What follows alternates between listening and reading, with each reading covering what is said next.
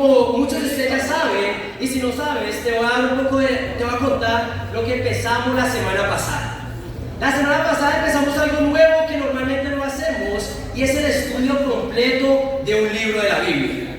¿Qué libro empezamos a leer? Primera de Samuel, ¿ven? Y nos habla de Samuel, que fue el último de los jueces. Ya ese contexto lo di anteriormente. Un juez era un hombre que Dios levantaba, hombres y a veces mujeres, para guiar y reconciliar nuevamente al pueblo de Dios con Dios, amén. Samuel fue el hombre que entrenó a Saúl, el primer rey de Israel, y ungió al que sería el hombre conforme al corazón de Dios, que era David, ¿verdad? Pero el primer capítulo de Samuel, de Primera de Samuel, nos habla de Ana y no tanto de Samuel, ¿verdad? Ana era la mamá de Samuel, ¿verdad? Quien estaba completamente infeliz porque no podía tener hijos. Y realmente la clase pasada hablamos mucho acerca de la esperanza frustrada, ¿verdad? De la esperanza errónea. Que realmente no somos felices porque hemos puesto nuestra esperanza en algo que es totalmente imperfecto, ya sea deseos, personas o situaciones. Pero fue cuando Ana aprendió a poner su confianza y esperanza en Dios, es que Dios la bendijo y ella pudo realmente ser feliz, incluso cuando la situación no había cambiado. ¿Están conmigo, chicos? Después de concederle un hijo, ella termina entregándoselo a Dios, ¿verdad? Pero ella vive feliz, primeramente, porque había entregado no solo su hijo, había entregado primero su corazón a Dios, y por eso ella podría ser feliz. Bueno, Primera de Samuel, capítulo 2, es todo acerca de lo que pasó después de que Samuel nace. Pero antes de ir a Primera de Samuel, quiero empezar con una escritura que está en Lucas 6, ¿amén? ¿Qué va a ser el inicio? Va a ser el terreno en que vamos a construir la prédica el día de hoy, y es todo acerca del corazón. En Lucas 6, versículo 43, déjenme saber, familia, con un amén, contigo, bro, con alguna participación de ustedes que ya están ahí, amén. Gracias. Versículo 43 dice, Lucas 6, ningún árbol bueno da fruto malo, tampoco da buen fruto el árbol malo. A cada árbol se le reconoce por su propio fruto. No se recogen higos de los espinos, ni se cosechan uvas de las zarzas. El que es bueno, de la bondad que atesora el corazón, produce el bien. Pero el que es malo, de su maldad produce el mal. Porque lo que abunda en el corazón, habla la boca. Acá Jesús, con un ejemplo de que muchos podemos entender, nos da a dejar entender que el mismo corazón, como los árboles, tienen un fruto. Y que un árbol malo no puede dar fruto bueno, y que un árbol bueno no puede dar fruto malo. Igualmente con los corazones. Tanto los corazones como los árboles tienen un fruto, y cada uno de ellos da algún fruto, ya sea de obra o de palabra, pero será o bueno o será malo. Hoy ese será nuestro enfoque en la prédica de 1 Samuel capítulo 2, todo acerca del corazón. Hoy tienes que preguntarte, si tu corazón es árbol, ¿qué fruto está dando el día de hoy? Porque realmente Jesús nos dice que da fruto, y puede ser un fruto bueno o un fruto malo. Por eso, el título de mi clase el día de hoy es el fruto de los corazones. El fruto de los corazones. Vamos a ir a 1 Samuel, capítulo 2, y vamos a iniciar nuestra lectura de todo el capítulo. 1 Samuel, capítulo 2, versículo 1, tenemos que entender que el que va a hablar acá es Ana, mamá de Samuel, después de haber podido dar a luz a su hijo y haberlo dado al Señor.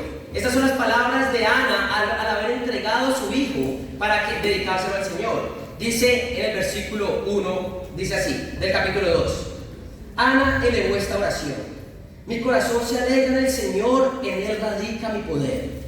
Puedo celebrar su salvación y burlarme de mis enemigos. Nadie es santo como el Señor, no hay roca como nuestro Dios, no hay nadie como Él. Dejen de hablar con tanto orgullo y altivez, no profieran palabras soberbias. El Señor es un Dios que todo lo sabe, y Él es el que juzga las acciones. El arco de los poderosos se quiebra, pero los débiles recobran las fuerzas. Los que antes tenían comida de sobra se venden por un pedazo de pan. Los que antes sufrían de hambre ahora viven saciados. La estéril ha dado a luz 7 veces, pero la que tenía muchos hijos languidece. Del Señor viene la muerte y la vida. Él nos hace bajar al sepulcro, pero también nos levanta. El Señor da la riqueza y la pobreza. Humilla, pero también enaltece. Levanta del polvo al desválido y saca del basurero al pobre, para presentarlos en medio de príncipes y darles un trono esplendoroso. Del Señor son los fundamentos de la tierra, sobre ellos afianzó el mundo. Él guiará los pasos de sus fieles, pero los malvados se perderán entre las sombras. Nadie triunfa por sus propias fuerzas.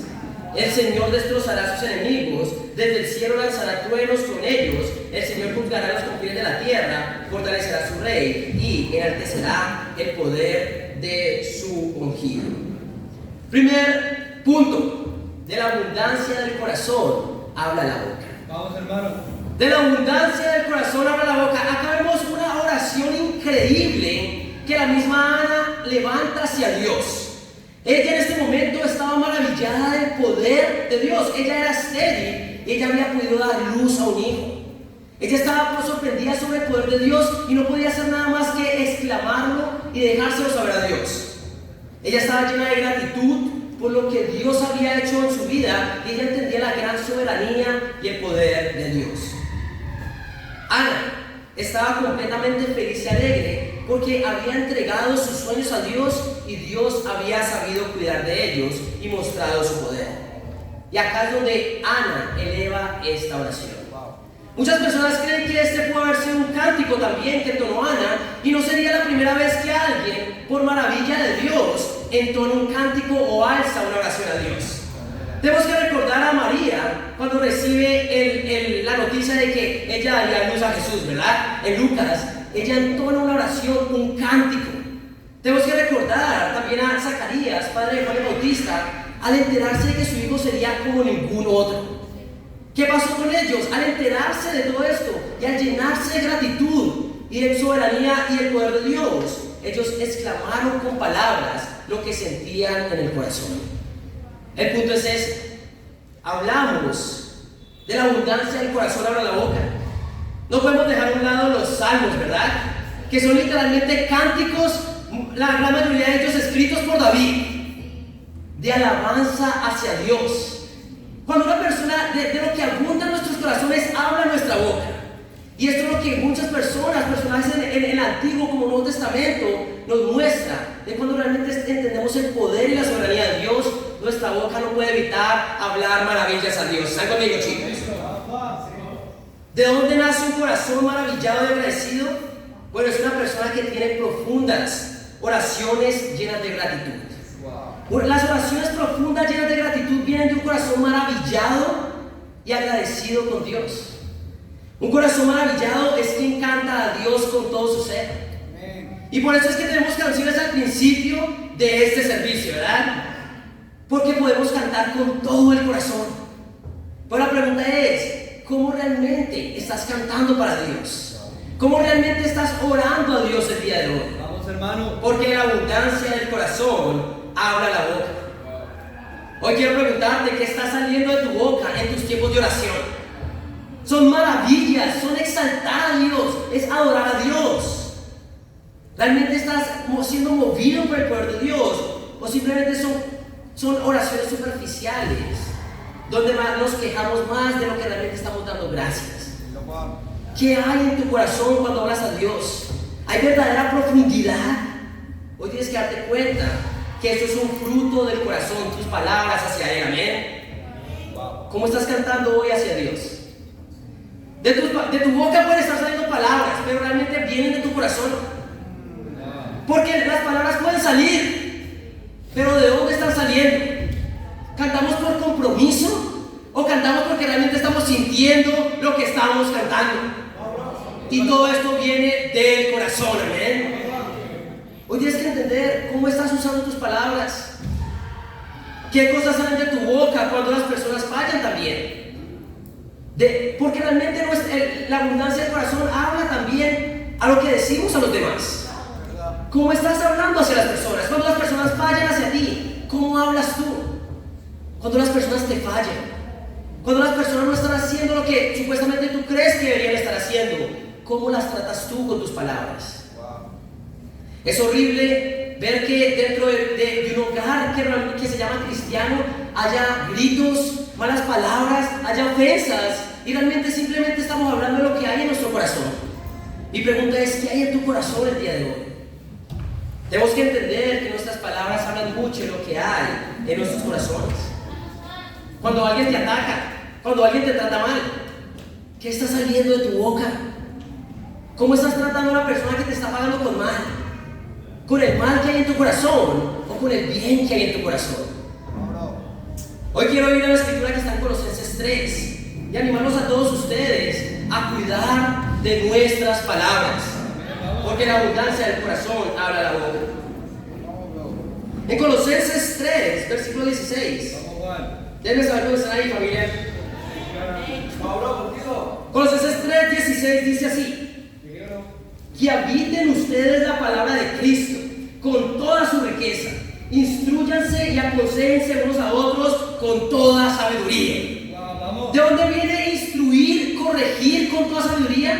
De que la palabra de Cristo habite en nosotros. Muy bueno. Tú simplemente estás hablando de lo que habita en tu corazón.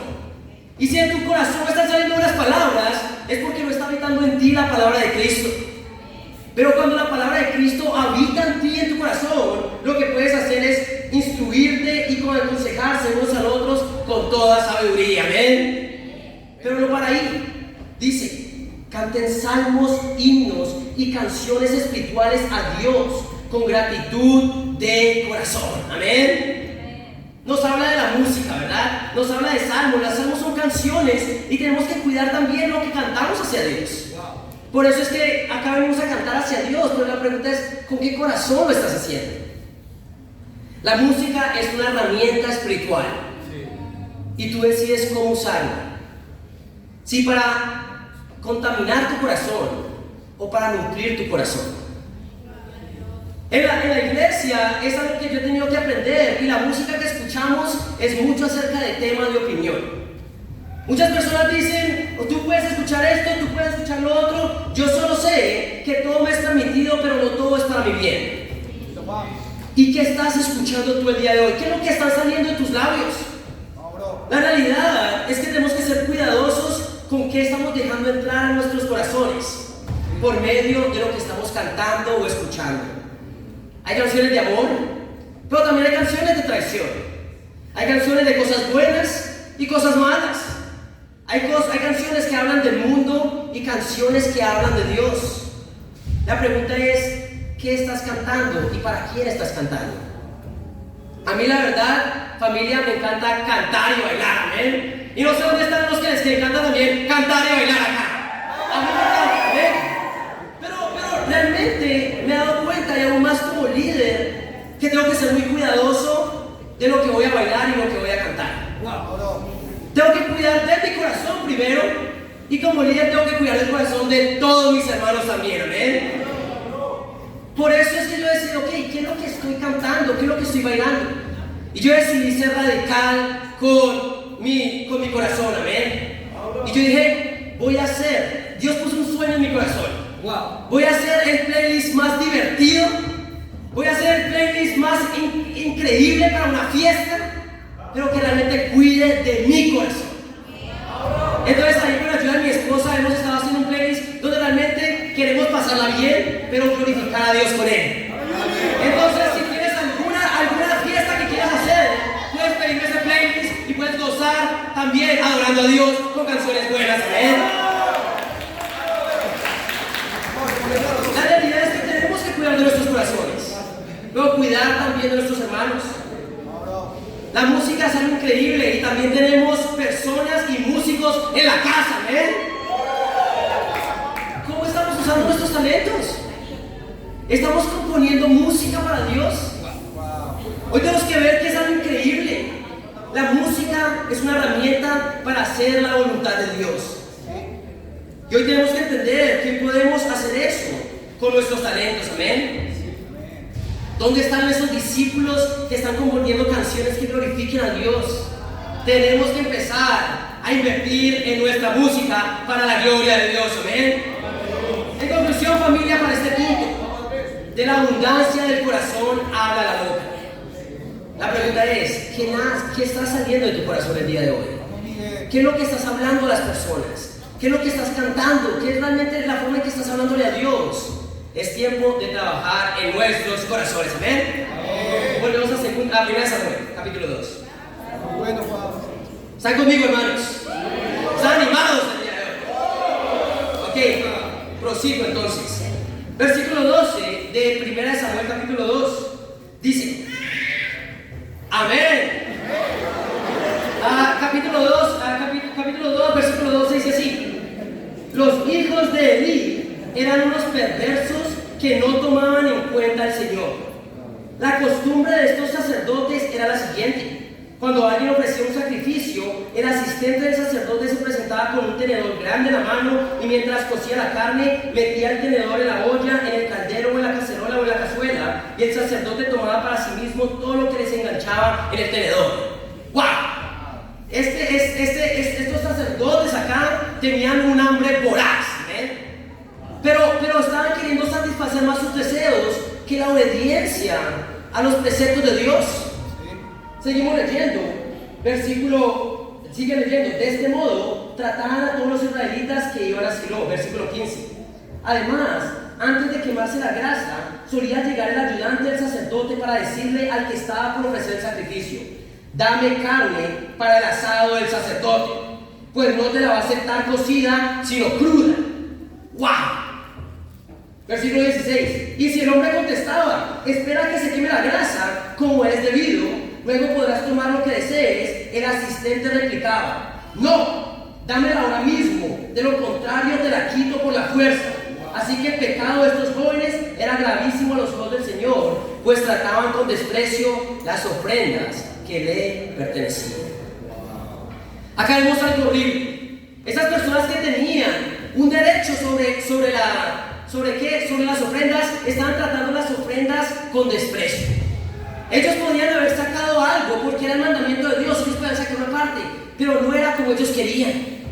Dios había constituido que la ofrenda se tenía que dar y toda la grasa tenía que ir para Dios.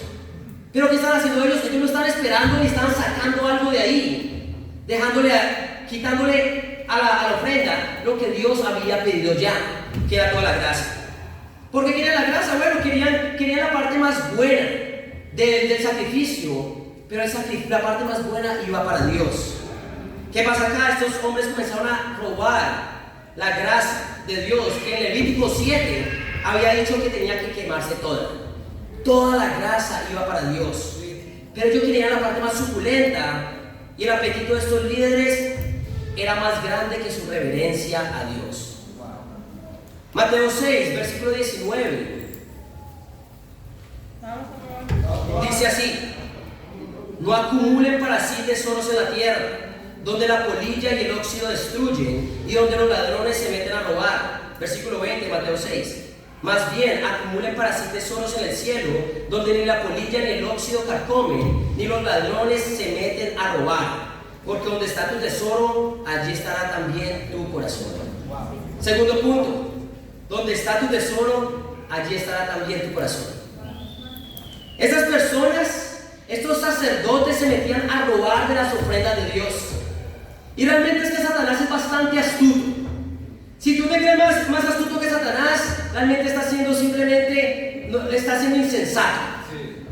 Satanás es muy astuto y él busca atacar, tentar y corromper nuestros corazones para que pongamos nuestro corazón en tesoros mundanos. La verdad es que Satanás entró a atacar, tentar y corromper al liderazgo, que eran los sacerdotes en este tiempo. Y esto es una jugada maestra de Satanás, porque si tú puedes atacar a los líderes, si puedes llevar a los líderes de que sean ávaros, de que sean amantes del dinero, puedes llevar al pueblo ¿a qué? A desviarse de Dios. Si tú puedes hacer que los líderes se corrompan, tú puedes hacer que el pueblo se corrompa. Ellos ya no estaban ahí para pastorear ni cuidar del pueblo, ellos están ahí simplemente para robar. Y Satanás le encanta el liderazgo cuyo apetito por las cosas mundanas es más grande que su misericordia, que su reverencia a Dios. Y le encanta cuando los líderes religiosos buscan tesoros acá en la tierra. De pronto tú ya has conocido, de pronto tú has sido víctima de un líder que le encanta el dinero. De pronto has tenido casos de personas, líderes religiosos, que les encanta el dinero y que desprecian las ofrendas que el pueblo le ha ofrecido a Dios. Yo estoy consciente de eso como líder. Estoy consciente de que Satanás quiere hacerme que yo ame más las cosas del mundo que las cosas espirituales. Y como líder yo tengo que tener un temor reverente de cómo realmente usar las contribuciones, las ofrendas, los sacrificios del pueblo de Dios. Porque si Satanás logra que como líderes amemos más el dinero, puede destruir a toda la iglesia. Pero no solo a toda la iglesia, sino a las personas allá afuera también, que ven nuestro ejemplo. Muchas personas han caído en la trampa de Satanás de decir tal cosa como: no creo en iglesias porque simplemente allá van a robar. ¿Ves la trampa de Satanás ahí? La iglesia es algo esencial para el cristianismo. La iglesia es el cuerpo de Cristo, es la familia de Dios. Predica. Y si tú puedes lograr que las personas no crean en la familia de Dios, puedes lograr que no crean en el Padre, que es el Dios mismo. Vamos, hermano. Y todo es gracias a hombres y mujeres, líderes religiosos, que han amado más los tesoros en la tierra que los tesoros en el cielo. ¿Están conmigo, chicos? Dios se toma muy en serio el liderazgo, que realmente cómo está manejando las contribuciones. Se toma muy en serio el cuidado de las ofrendas. Y las ofrendas no son para el líder, las ofrendas no son para mí. Yo simplemente tengo la responsabilidad de administrarlas. Por eso, gracias a Dios, yo no tengo que, en la iglesia, el dinero no tiene que pasar por mis manos. No porque no crea que pueda pasar por mis manos, no porque no crea en en qué tan honrado soy, o lo ordenado que pueda hacer con el dinero, sino yo quiero cuidar el corazón de las personas. Sino realmente delegar a hombres y mujeres completamente dignos de confianza para encargarse de ese dinero. ¿Qué es lo único que hago yo? Yo delego en qué se gasta y en qué no se gasta. Que se gasten cosas para la iglesia y para el avance del reino de Dios. ¿Están conmigo, chicos? Y realmente yo no quiero lidiar con dinero, porque sé que Satanás quiere entrar por ahí. Y tenemos que tener mucho cuidado de esas cosas. ¿Están conmigo, chicos? Por otro lado, no solo somos líderes con mi esposa, pero también somos discípulos que damos nuestras contribuciones. Y realmente mi esposa es una mujer completamente generosa. A veces me reta la generosidad de mi esposa. Por eso es que no conozco mujer más espiritual que mi esposa. ¿Por qué? Porque ella busca dar y dar a Dios. Y yo, amén. ¿Cómo vamos a hacerlo? Pero la realidad es que las contribuciones y el sacrificio no es solo cuestión de los líderes. Vamos a ir a Malaquías 3, capítulo 6. Para que vaya a Malaquías, es el último libro del Antiguo Testamento. De pronto esto te va a facilitar más por ese lado. Y en Malaquías 3, versículo 6 dice así: yo, el Señor, no cambio. Ok, eso es buenas noticias o malas noticias, ¿ven? Para algunos. Dios no cambia. Es el mismo Dios que está hablando miles de años atrás, está hablando. Es el mismo Dios que está hablando el día de hoy por medio de su palabra. Vamos. Dice: yo, el Señor, no cambio. Por eso ustedes, descendientes de Jacob, no han sido exterminados. Esto es una buena noticia para ellos, ¿verdad? Versículo 7. Desde la época de sus antepasados se han apartado de mis preceptos y no los han guardado. Vuélvanse a mí y yo me volveré a ustedes, dice el Señor Todopoderoso. Pero ustedes replican: ¿en qué sentido tenemos que volvernos? ¿Acaso roba el hombre a Dios? Ustedes me están robando. Y todavía preguntan: ¿en qué te robamos? En los diezmos y en las ofrendas. Ustedes, la nación entera, están bajo gran maldición, pues es a mí a quien están robando. Traigan íntegro el diezmo para los fondos del templo, y así habrá alimento en mi casa. Pruébenme en esto, dice el Señor Todopoderoso, y vean si no abro las compuertas del cielo y derramo sobre ustedes bendición hasta que sobreabunde. Amén. ¿Tú sabías que es posible robar a Dios? ¿Sí? Cuando realmente no estamos dando a Dios los sacrificios que Él está pidiendo de nosotros. Sabemos que anteriormente era la grasa de un carnero, pero nosotros ya no tenemos ese tipo de sacrificios, ¿verdad? Bueno, en la iglesia sabemos en Hechos 2 que ellos daban de lo que tenían. Ellos vendían sus posiciones y la vendían según la necesidad de cada uno. Ellos estaban dando de lo que ellos poseían. Hoy es tiempo de entender que no podemos tratar con irreverencia lo que es de Dios. La realidad es que muchos podemos estar robando a Dios el día de hoy sin entender que lo estamos haciendo. ¿Cómo realmente están nuestras contribuciones? ¿Cómo realmente está el día de hoy tu corazón en cuanto a los tesoros acá en la tierra? ¿Estás dándole a Dios lo que a Él pertenece? ¿O dentro de la misma iglesia estás creyendo lo que los demás dicen? No creo en las iglesias, por eso no doy dinero. Porque pensar así es pensar pecaminosamente. Como un pagano. Dios nos ha hablado de que todas estas cosas son para el pueblo de Dios. Y sí, son para Dios. Y nosotros, los líderes, tenemos la responsabilidad de poder administrarlas. Pero las ofrendas son para Dios. Mi pregunta es, ¿estás siendo fiel en tus contribuciones para Dios? ¿O estás robando a Dios el día de hoy? Acá hay muchos hermanos que son un ejemplo de generosidad. Y yo quiero levantar a dos hermanos que son increíbles porque los ven sirviendo no solo acá en la iglesia, afuera, pero también en sus contribuciones son de las personas más generosas. Y esos son nuestros hermanos Moisés y Clemencia. ¿Ven? Si conoces a Moisés y Clemencia, puedes ver su generosidad y su forma de vivir. Ellos trabajan, ellos dan su mejor para traer juntamente sus diezmos, sus ofrendas, pero siempre están sirviendo al pueblo de Dios, con lo que Dios le ha dado. Son ejemplos increíbles de dar ofrendas sacrificialmente. Wow, vamos. Y hoy tenemos que entender que donde está tu tesoro estará tu corazón. ¿Qué has estado dando a Dios? ¿Has estado dando algo o has estado dando tu mejor el día de hoy? La iglesia de Lima en gran parte es muy fiel con las ofrendas, pero hay discípulos que no están siendo fieles con lo que Dios les confió. ¿Es tu corazón el día de hoy? Hoy tienes que preguntarte, ¿estoy dando mi mejor? ¿Dónde está mi corazón el día de hoy? Hay una convicción que está en Deuteronomio 16:16, la pueden anotar, y dice que ninguno se presentará delante de Jehová con las manos vacías. Ninguno se presentará a Jehová con las manos vacías. Es una convicción que desde el principio de mi vida como discípulo he tenido. No hay un momento en que Dios no me dé nada. Por eso siempre me presento con algo. Pero no es simplemente algo, Dios quiere lo mejor, amén. Hoy quiero realmente retarte a que examines tu corazón y que puedas ser reverente y no tratar con desprecio lo que le pertenece al Señor en cuanto a tus ofrendas. Seamos reverentes con las cosas de Dios, porque donde está tu corazón, donde está tu tesoro, está también tu corazón. ¿Están conmigo, familia? ¿Están alegres de empezar a ser realmente generosos el día de hoy con Dios? Porque Dios bendice un corazón así. Vamos a volver a 1 Samuel capítulo 2. 1 Samuel capítulo 2, vamos a seguir leyendo en el versículo 18.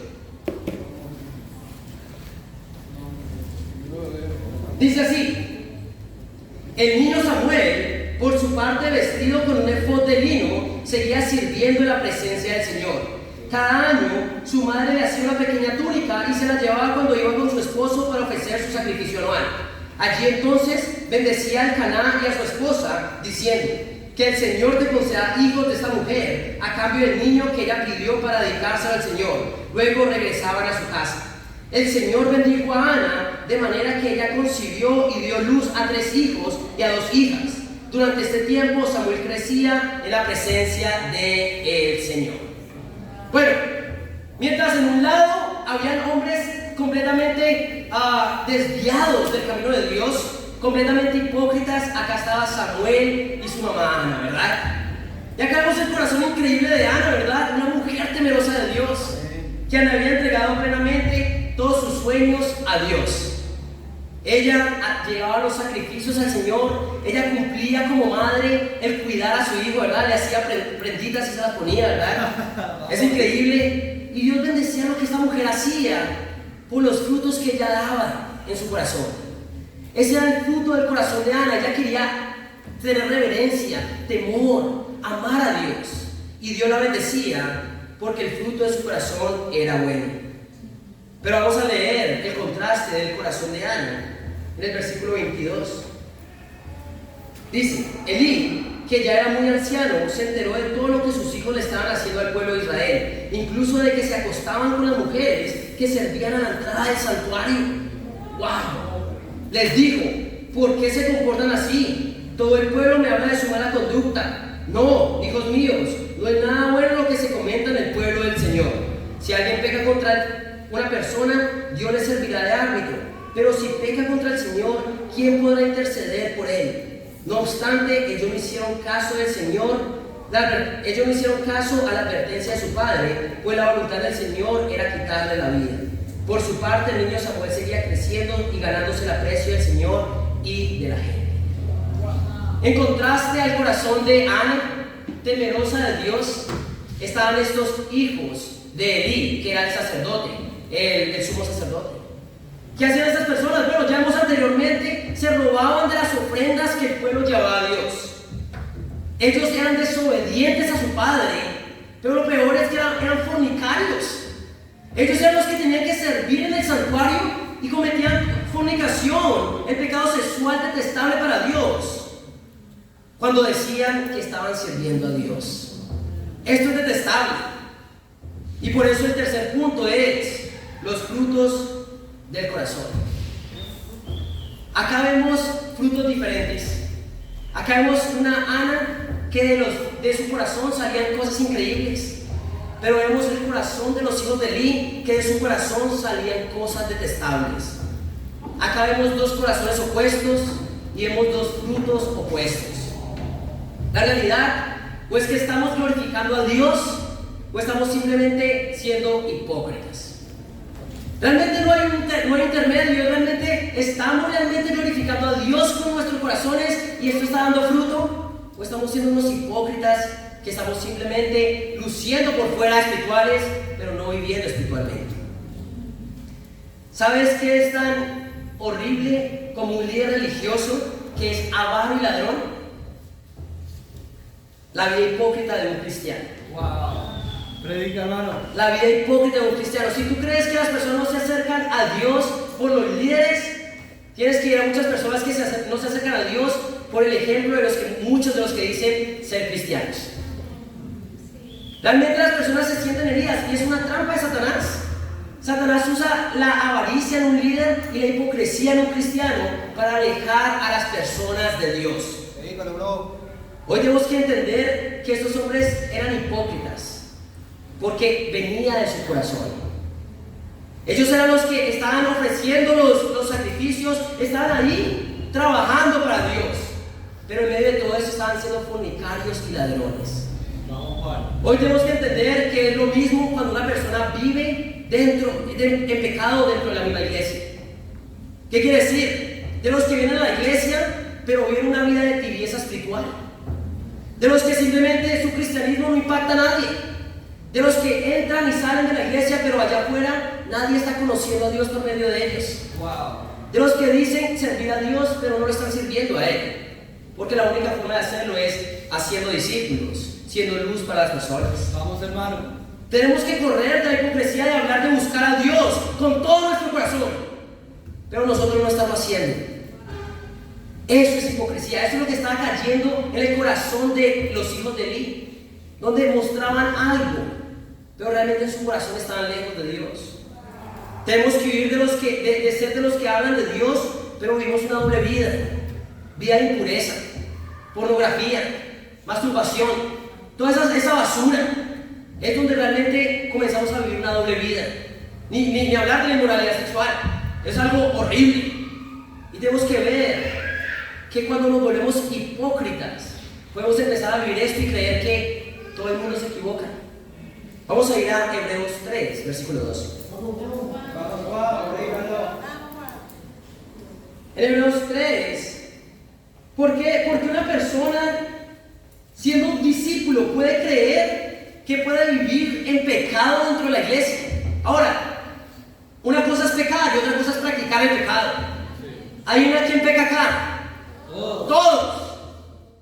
Pero realmente practicar el pecado es algo muy diferente. Es cuando se vuelve parte de tu vida, cuando se vuelve una constancia, cuando eres bueno que hay pecado.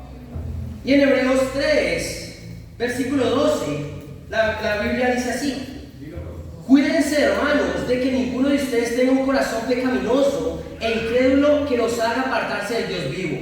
Más bien, mientras dure ese hoy, anímense unos a otros cada día para que ninguno de ustedes se endurezca por el engaño del pecado. La realidad es que el pecado te engaña y, como dice ahí, dice, nos endurece también. Cuando vivimos en constante pecado, ya sea de tibieza espiritual, cuando vivimos en constante pecado, sea mentira, sea impureza, podemos empezar a ¿qué? Como dice ahí, nos puede comenzar a engañar y creer que estamos bien. Hoy tenemos que darnos cuenta que es tiempo de saber que nosotros no practicamos el pecado. Todos vamos a equivocarnos, pero la práctica del pecado y creer que estás bien con Dios es simplemente lo que el pecado hace, que es engañarte. ¿Están conmigo, chicos? Hoy tenemos que luchar contra todas estas cosas, contra la inmoralidad, contra la impureza, contra las mentiras, contra la tibieza. Hoy ponte a preguntarte en ti, en tu corazón, ¿estás practicando el pecado? ¿Está realmente qué son los frutos que está mostrando tu corazón el día de hoy? Yo la verdad quiero levantar un grupo de hombres que me inspiran por su radicalidad y los frutos que está mostrando en su corazón. Estos hombres han luchado por estar pendientes de estar en la misión, compartir la fe, estar en estudios y han creado una unión que hasta los no discípulos se sienten atraídos de ellos. Y esos son los hombres de The Harvest, ¿amén? Si los visitas el día de hoy y no saben quiénes son The Harvest, son los solteros del sur, ¿amén? Todos los solteros del norte también son increíbles. Y todos ustedes son increíbles, pero los Harvest, ellos han creado esa unión. Realmente han traído a personas, hay personas que no son discípulas aún, pero se sienten atraídos por la radicalidad y el amor de ellos. Esos son los frutos de la vida de un verdadero cristiano, cuando los no cristianos quieren pasar tiempo con ellos. No porque sean muy parecidos a ellos, sino porque los de afuera quieren ser como nosotros. Por la radicalidad que hay en el pecado. Vamos a darle un aplauso a todos los hombres de Harvest.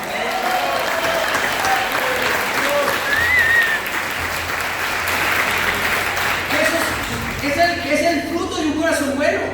Y yo quiero preguntarte el día de hoy, ¿cuáles son los frutos en tu vida? ¿Hay realmente frutos en tu vida? ¿Son buenos? ¿Son malos? ¿Qué hay? ¿Qué clase de árbol está haciendo el día de hoy? Hoy es tiempo de recapacitar. Y si realmente nos hemos desviado, es tiempo de volver. Amén. Dios es bueno. Dios es misericordioso, pero se requiere de tomar acción y glorificar a Dios con frutos buenos. Amén. Vamos a cerrar esta prédica en 1 Samuel. Vamos, hermano. Increíble. Espero que estén animados el día de hoy por glorificar a Dios. Amén. Y vamos a leer el versículo 27. Dice: un hombre de Dios fue a ver a Elí y le dijo: así dice el Señor, bien sabes que yo me manifesté a tus antepasados cuando estaba en Egipto bajo el poder del faraón. De entre todas las tribus de Israel escogí a Aarón para que fuera mi sacerdote, es decir, para que mi presencia se acercara a mi altar, que quemara el incienso y se pusiera el efod. Además, a su familia les concedí las ofrendas que los israelitas queman en mi honor. ¿Por qué pues tratan ustedes con tanto desprecio los sacrificios y ofrendas que yo he ordenado que me traigan? ¿Por qué honras a tus hijos más que a mí y los engordas con lo mejor de todas las ofrendas de mi pueblo Israel? Por lo tanto, dice el Señor, de ninguna manera permitiré que tus parientes me sirvan, aun cuando yo había prometido que toda tu familia, tanto sus antepasados como tus descendientes, me servirían para siempre. Yo, el Señor, Dios de Israel, lo afirmo. Yo honro a los que me honran y humillo a los que me desprecian. En efecto, se acerca el día en que acabaré con tu poder y con el de tu familia. Ninguno de tus descendientes llegará viejo. Mirarás con envidia el bien que se hará a Israel, y ninguno de tus descendientes llegará viejo. Si permito que alguno de los tuyos continúe sirviendo en mi altar, será para arruinarte la vista y abatirte la vida. Todos tus descendientes morirán en la flor de la vida. Y te doy esta señal: tus dos hijos, Ofni y Finés, morirán el mismo día. Acá vemos que Elí recibe una muy mala noticia. Elí se da cuenta que Dios ya sabía lo que sus hijos estaban haciendo. Y Dios estaba aborreciendo lo que los hijos de Elí estaban haciendo. Él recibe un mensaje de Dios por medio de un hombre de Dios. Y veía cómo, y puede darse cuenta que Dios había visto la perversidad de sus hijos, pero también la perversidad del mismo Elí. Cuarto y último punto es confrontando los corazones. Confrontando los corazones. Acá Elí tiene que ser confrontado. Acá Elí tiene que ser condenado, él y su familia. ¿Por qué? Porque él se negó a confrontar a sus hijos en primer lugar. Él, siendo sumo sacerdote y juez de Israel, pecó al tolerar que los mismos servidores del templo, las personas que servían dentro del templo, siguieran su pecado simplemente porque eran sus hijos. Este hombre toleró pecado y en vez de actuar imparcialmente, trató a sus hijos con favoritismo y falló en confrontar a sus hijos. En vez de confrontar el pecado de sus hijos y de una manera radical, él simplemente cayó en la pasividad, dejarlo pasar, y ellos tuvieron que sufrir las consecuencias. Es horrible porque los hijos de Elí iban a morir ya. Dios lo había prometido, pero ellos pudieron haber no pasado por eso si Elí hubiera confrontado su pecado. Ellos murieron a causa de su pecado, pero también por la negligencia de su padre. Ellos mismos se ven afectados porque su padre no fue capaz de confrontar su pecado. Y ahora no solo ellos, sino él también serían perjudicados con las consecuencias de su pecado. Vamos, hermano. Los hijos de Elí tuvieron que sufrir las grandes consecuencias porque su papá no los confrontó. Pero tampoco no solo fueron ellos, sino también su padre. Hoy es necesario, familia, entender que es necesario confrontar el corazón de las personas. Hoy tú y yo tenemos que aprender a confrontar los corazones de las personas. ¿O sabes qué va a pasar? Dios va a confrontar tu corazón, como lo hizo con Elí. Hoy tenemos que entender que el tolerar pecado en otras personas es algo realmente que no es bíblico, es algo completamente mundano y es algo que va en contra de lo que Dios quiere. Si tú estás tolerando el pecado de las personas sin decir nada, solo te va a lastimar a ti, a ellos y a toda la iglesia.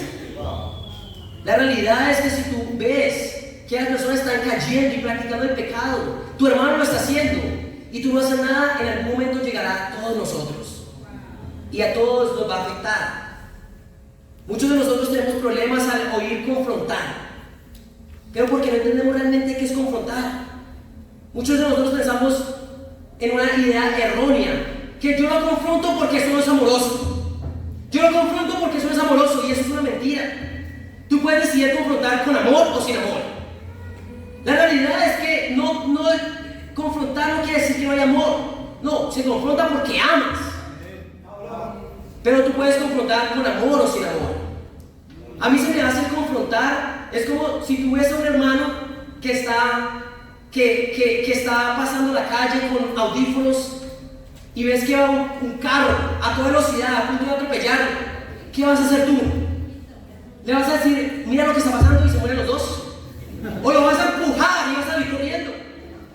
Este hermano se puede caer, este hermano se puede raspar, este hermano se puede sentir herido, pero tú lo has salvado de la muerte, Y confrontar es eso, es entender que se necesita urgencia para salvar la vida de tu hermano. ¿Estás conmigo, chicos? Hoy tienes que entender que confrontar es una muestra de amor con tus hermanos. Pero tú puedes hacerlo de una manera con amor o sin amor, y por eso tenemos que hacerla con amor, ¿verdad? Otros piensan, no, mejor no confronto y mejor simplemente aconsejo. Yo no quiero entrar en esa área. ¿Quién soy yo para juzgar? No, confrontar no es juzgar, confrontar es dejarle ver y llamarlo a una decisión, usar la radicalidad porque lo amas y ayudarlo a él. ¿Sabes qué hizo Elí? Elí aconsejó nomás. Vemos en la escritura como en el versículo 23 dice, les dijo, ¿por qué se comportan así? Todo el pueblo me habla de su mala conducta. Su padre ni siquiera sabía de todo eso. Y cuando se enteró, simplemente les dijo, ¿por qué hacen eso? Eso está mal. Él quiso aconsejar, él vio el error, él vio lo horrible que era. Esos hombres están siendo fornicarios dentro del mismo santuario. Y simplemente les dejó saber, eso está mal. Elí fue un hombre débil en sus convicciones. Y por eso tuvieron que sufrir las consecuencias él y su familia. Él le habló a sus hijos de lo malo que habían hecho, les dijo que no era bueno lo que están haciendo, pero falló en hablar con autoridad de parte de Dios. Y cuando nosotros confrontamos, hablamos con autoridad de parte de Dios. No eres tú hablando, es Dios hablando por medio de ti. Falló en ver las consecuencias del pecado de sus hijos y llamarlos a un cambio radical con urgencia. ¿Por qué? Porque quiso agradar más a sus hijos que a Dios. ¿Saben por qué muchas veces no confrontamos? Porque queremos agradar a personas. No confrontamos porque queremos agradar a personas y estamos escogiendo agradar más a personas que a Dios mismo. Familia, tenemos que aprender a confrontar los corazones de nuestros hermanos. Diría que es de las personas, pero a las personas allá afuera no les importa a Dios. Pero tenemos que aprender a confrontar nuestros corazones dentro de la misma iglesia, pero también de las personas estudiando la Biblia. Y yo no estoy hablando de caer en juzgar a las personas por sus errores. Todos vamos a fallar. Estoy hablando de tolerar la práctica del pecado. Pecados como la impureza, donde tu hermano o tu hermana siguen siendo impuros. Tienes que aprender a confrontar. Pecados como la falta de amor y compromiso por el reino de Dios. Las personas que les gusta no dar su corazón a Dios y a la iglesia. Los pecados de la tibieza espiritual. Los que buscan simplemente ser discípulos de puertas para adentro, no para afuera. La avaricia, el no ser fieles con nuestras contribuciones. Eso es una práctica del pecado, están robando a Dios. Vamos, hermano. Pecados como la mentira. La pregunta es, ¿estás viendo el pecado y no estás haciendo nada? La realidad es que tú y ellos y todos nosotros vamos a ser perjudicados por nuestra falta de confrontar a las personas. Estos pecados pueden llegar a ser constantes en la vida de un discípulo y van a tener consecuencias graves para todos nosotros, para los que la practican y también para nosotros que hemos visto y no hemos hecho nada. ¿Están conmigo, familia? Eres de las personas que realmente ama a tus hermanos o hermanas confrontando su pecado. Realmente estás amando a tus hermanos. Tenemos que aprender a confrontar. Y hoy quiero enseñarles a confrontar el pecado. Primero que todo tienes que reconocer el pecado, ¿verdad? Y para muchos de nosotros no es difícil, ¿verdad? Como ver los errores del otro no es difícil. Y realmente no queremos juzgar, pero tenemos que estar siempre pendiente. Es como una madre que ve a su hijo, es como un padre que ve lo que su hijo hace, ¿verdad? Y tenemos que aprender a reconocer que apenas vemos que hay un error, tenemos que confrontar el pecado de nuestro hermano. ¿Cómo? Bueno, tienes que ir y hablarle. Tienes que ir a hablarle y exponerle su pecado. Hermano, esto es lo que he venido viendo de ti. Esto, dime qué está pasando porque he estado viendo esto. Y después de exponer el pecado, vea muestra escrituras de lo que Dios piensa acerca de ese pecado.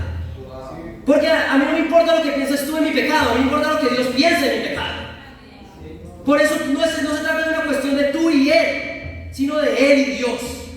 Tú simplemente eres una herramienta de Dios para confrontar su pecado. ¿Están conmigo, chicos? Le hablas con las escrituras, dejas ver, después de mostrar escrituras, las consecuencias espirituales que va a haber en su vida si Él no cambia. Las consecuencias espirituales, físicas y mentales que puede haber si Él no cambia. Y después llamarlo con autoridad al arrepentimiento. Realmente hacer seguimiento con Él. No se trata de una vez, si lo ves nuevamente, vuelves y lo confrontas. Alguien tiene que hacerlo y eso somos tú y yo el día de hoy, unos a otros. ¿Amén? Hoy tenemos que entender quiénes somos nosotros, familia. Y por eso quiero terminar con una escritura que está en 1 de Pedro. Muchas veces no confrontamos porque nos decimos mentiras. Mentiras piadosas, pero que al final son satánicas. El hecho de que no, yo creer que confrontar es juzgar, no. Tú y yo no estamos juzgando, nosotros estamos ¿qué? Nosotros estamos aprendiendo a ser justos ante los ojos de Dios. Nosotros tenemos que ser una nación santa. Bueno, en 1 de Pedro capítulo 2, versículo 9 dice así, está conmigo familia.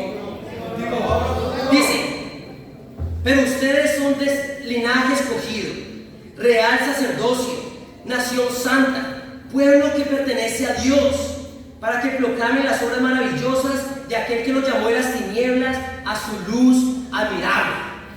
Estos somos tú y yo. Y sabes, cuando dejamos de vernos por lo que Dios nos ve, dejamos de actuar como Dios quiere que actuemos. Si tú te das cuenta que tú y yo somos real sacerdocio, nación santa, un pueblo apartado de Dios, tenemos que empezar a comportarnos como tal. Cuando yo me hice discípulo, yo me suscribí a que las personas, mis hermanos, vieran mis pecados y me los dejaran ver. ¿Por qué? Porque me aman y quieren verme cerca a Dios. Hoy tenemos que empezar a vernos como un pueblo escogido por Dios, separado por Dios, como discípulos de corazones que dan buenos frutos. ¿Están conmigo, familia? Por eso vamos a sacar valentía y vamos a tener temor de Dios para empezar a confrontar corazones. ¿Están conmigo, familia? ¿Quién realmente quiere ser valiente y empezar a confrontar desde el amor que tenemos a Dios? ¿Amén? Es tiempo. Y si a ti no te gusta confrontar, no te gusta que te confronten tampoco. Y ninguno crece. Hoy es tiempo, familia, de empezarnos a dar fruto, un fruto bueno que venga a nuestro corazón. Hoy tenemos que ser discípulos de corazones que dan buenos frutos. Por eso el primer punto, de la abundancia del corazón, habla la boca. ¿Qué es lo que estás hablando a Dios? ¿Qué tan profunda es tu relación con Dios? ¿Qué es lo que le está diciendo a Dios en oración? ¿Cómo estás animando a tus hermanos con tus palabras? En tu casa, ¿cómo estás usando tus palabras? Segundo punto, donde está tu tesoro, estará tu corazón. Y lo vimos en el área de las contribuciones. ¿Dónde está tu tesoro? ¿Te lo estás quedando a ti? ¿O tu tesoro está en un día, está con Dios en el cielo? Por eso das todo lo mejor de ti. Los frutos, tercer punto, los frutos del corazón. ¿Qué frutos estás dando el día de hoy? El peor enemigo de nosotros y de la iglesia es la hipocresía. Uno de los peores enemigos. Y el cuarto punto, es tiempo de empezar a aprender a confrontar los corazones. Esto es verdaderamente amar.